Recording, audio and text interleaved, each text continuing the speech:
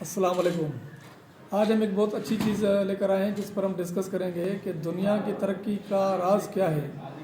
دنیا کو جب ہم دیکھتے ہیں چائنا جاپان کو، تو انہوں نے ترقی کیوں کی؟ ان کی بنیادی وجہ یہ ہے کہ انہوں نے اپنی زبان کو فوکس کیا، زبان کے اندر انہوں نے پڑھائی کی، سب چیزیں انہوں نے کی، بچوں کو کانسیپٹ سکھایا، پڑھایا اور اپنی لینگویج کو فوکس کیا۔ وہ آج دیکھو کہاں پر ہے، دنیا کے ٹاپ ترین ممالک میں وہ شامل ہے۔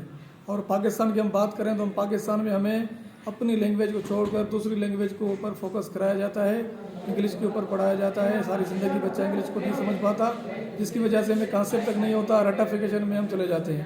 اسی طور پہ اگر آپ جائیں تو چائنا جاپان انٹرنیشنل یا وہ کانفرنسز میں جاتے ہیں تو اپنی لینگویج میں تقریر کرتے ہیں، دوسرے ممالک کو ٹرانسلیشن کرنی پڑتی ہے۔ اور ہمارے والے غلامی سوچ کو لے کر جاتے ہیں اور اپنی انگلش میں وہاں جا کے تقریریں کرتے ہیں جو ان کی اپنی قوم کو سمجھ نہیں آتی۔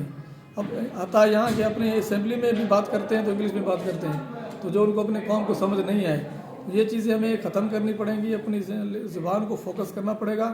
اردو کے اندر یہ ساری چیزیں آ جائیں، پاکستان میں انگلش کو صرف ایز اے سبجیکٹ کے طور پر محدود کرنا چاہیے، تب جا کے ہم ترقی کریں گے انشاءاللہ۔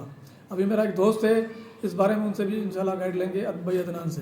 جی عدنان بھائی، اس ٹاپک پر آپ کیا کہیں گے؟ آپ کے کیا ویوز ہیں؟ پہلے سب دوستوں ویورز کو السلام علیکم۔ میرا نام ہے عدنان بھائی۔ جیسے کہ عمر بھائی نے بہت اچھی ٹاپک کا عنوان کیا ہے کہ اپنی لینگویج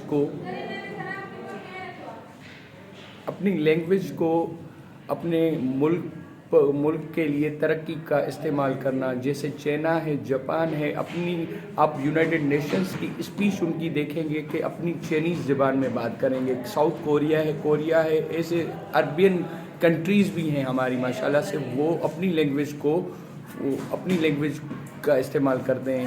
ہمارے یہاں جو پڑھا لکھا طبقہ کہا جاتا ہے، وہ صرف انگلش لینگویج بولنے والے کو کہا جاتا ہے۔ اس سوچ کو، اس فکر کو ہمیں ختم کرنا چاہیے۔ اب یہ ٹاپک نہیں ہے کہ ہمیں انگلش لینگویج نہیں سیکھنی چاہیے، بالکل سیکھنی چاہیے، پر سیکھنے کی حد تک سیکھنی چاہیے۔